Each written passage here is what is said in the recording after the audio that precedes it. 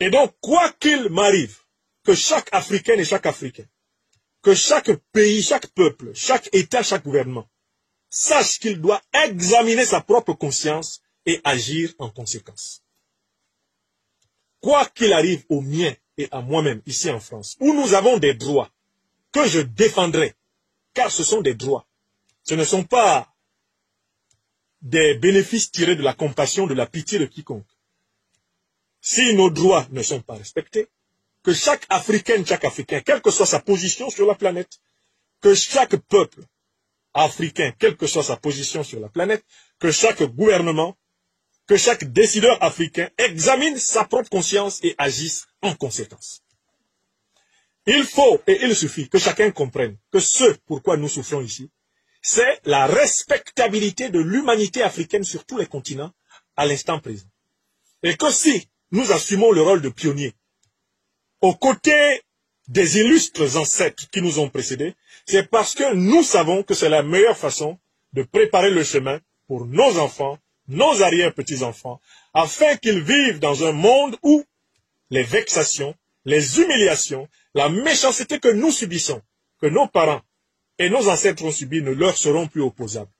Ce n'est pas pour moi seulement que vous auriez à vous engager, c'est pour vous-même, pour vos enfants, pour que dans le monde à venir où nous ne serons plus, ils puissent regarder le passé avec fierté et dire « Nos parents ont tout fait pour que ce qui leur est arrivé de mal ne se reproduise pas contre nous. » Et nous-mêmes, nous aurons le devoir de transmettre à toutes les Africaines et à tous les Africains de l'avenir un avenir débarrassé des démons du passé. C'est cette transmission noble qui est le cœur de notre combat. Et je vous invite à le partager avec moi, avec joie et avec courage. Monsieur Macron doit savoir que le pouvoir politique est provisoire et que sa capacité de contrainte sur mon corps est limitée par sa propre mortalité. Monsieur Macron, président de la République française, et moi, nous sommes des mortels. Je passerai, lui aussi il passera. Mais, comme le disait Franklin Bukaka, mon illustre homonyme congolais, tous les passages n'ont pas la même signification et n'ont pas la même conséquence. J'ai confiance en la vérité, la justice, la noblesse du combat que je mène, avec la plume et la parole proférée du Verbe. M. Macron, quant à lui, est en train de s'inscrire désormais dans les pages les plus sombres de l'histoire de France. Lui qui est à la tête de ce pays depuis bientôt 3 mois pleins, sans gouvernement légitime, et qui se permet d'organiser des poursuites contre des citoyens innocents. Lui, M. Macron, qui se trouve être le président de la 5e République française qui a vu s'effondrer, comme aucun autre avant lui, la puissance française. Et qui, ne tirant aucune leçon des échecs de sa politique africaine, s'enfonce tel l'autruche, la tête dans le sable, s'enfonce dans des décisions de plus en plus graves. Qu'il sache que moi, simple professeur de province, citoyen sans armes, si ce ne sont celles de la pensée, du verbe et de la communication politique et de la bénédiction de mes ancêtres sur le soutien de mon peuple, qu'il sache que je suis profondément et tranquillement convaincu que je gagnerai la bataille de l'histoire, que je gagnerai la bataille du sens, que je gagnerai la bataille de l'avenir, et que lui, il l'a déjà perdu. Pas seulement en France, mais en Afrique. Les événements viendront confirmer cela. Tous ceux qui avant lui se sont mis sur mon chemin pour me punir, alors même que je suis innocent, tous ceux-là ont perdu leur position privilégiée. D'une manière ou d'une autre, ils ont été destitués.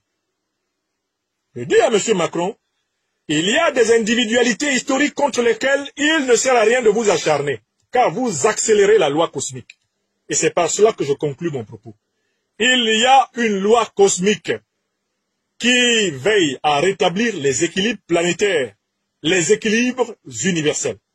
Ça fait 600 ans que les Africains sont dans le trou et que vous leur marchez sur la tête, vous leur pissez dessus, vous leur déféquez dessus. Oh, vous, hégémonistes, racistes, dominants occidentaux.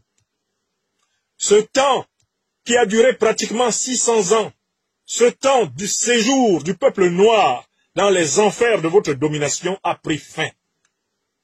La bascule de l'histoire universelle est telle que si vous ne vous amendez pas par un acte de repentance, par un acte de réparation, par la reconnaissance de la vérité et de la justice de l'histoire, eh bien, vous risquez de descendre encore plus bas dans l'échelle de la bascule du temps, le temps cosmique.